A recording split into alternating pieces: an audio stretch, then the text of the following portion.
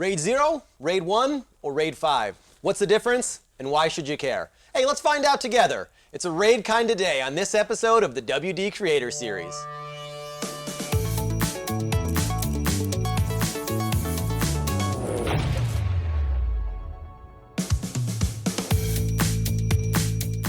What's up, everybody? I'm Curtis Kingsley, and welcome to the WD Creator Series.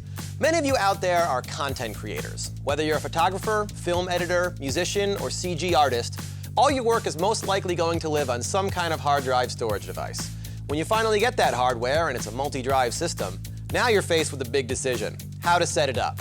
Do you go RAID 0, RAID 1, RAID 5? Is your head spinning yet? Don't worry, because today we're going to talk all about RAID systems. And here to answer these radical RAID questions is WD's resident tech expert, Leonard Brewer. Leonard, thanks for joining us. Thanks for having me. So Leonard, I have a question that I've been afraid to ask. Just what does RAID stand for? RAID is commonly known as Redundant Array of Independent Disks. Oh, okay. See, I thought that the I stood for inexpensive. Originally that was true, but now pretty much everyone says independent. Ah, okay, cool. Learn something new every day. All right, let's talk about different RAID types. I see you have some hardware here. What do you got? Yeah, I brought some examples of NAS, or Network Attached Storage, that use RAID.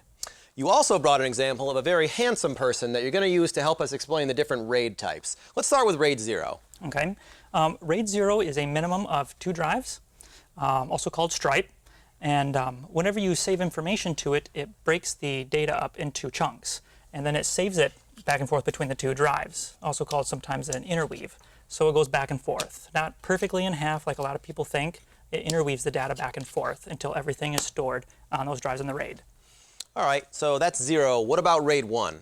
So RAID 1's kind of similar. RAID 1 is also called a mirror. It uses minimum of 2 drives also. So you have your data here. Whenever you save it, it makes a copy of it and stores a copy on each drive.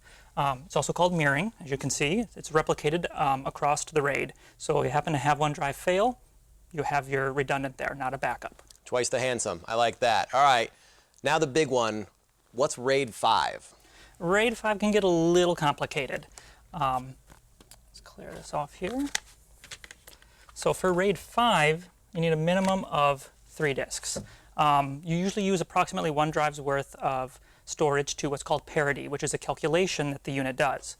So let's say you're saving your file to it, and just to make it simple, we'll start out with, just say you save your data here. It's a 1, a 2, runs a little mathematical, creates a 3.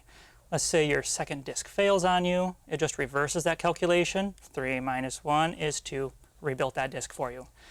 In actuality, it does what's called an XOR logic calculation. So let's just say our data here is going to be, all of your data is 0s and 1s. So it's just a bunch of bits. It runs the XOR, so 0 and 1 is 1, 1 and 0 is 1, 1 and 1 is 0. Again, let's say disk 2 goes out. It reverses that XOR calculation. 0 and 1 is 1, 1 and 1 is 0, 0 and 1 is 1, and it's rebuilt it. Okay, I think I get it. Now that we know how they work, how do I know which one is right for me? The difference between them is speed and performance. So RAID 0, your stripe, is going to be your fastest.